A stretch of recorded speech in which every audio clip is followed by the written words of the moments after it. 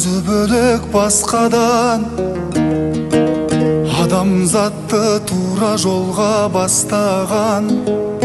Бұл Алланың Расулы Мұхаммад саллаллаху алейхи уәсәләм.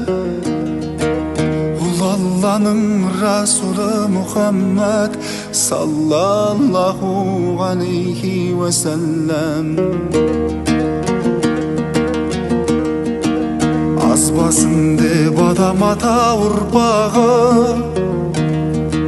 бір қатыпты болашақтың нұр таңы. Мәуліт күні дүниеге келгенде Хабибулла қос дүние сұлтаны.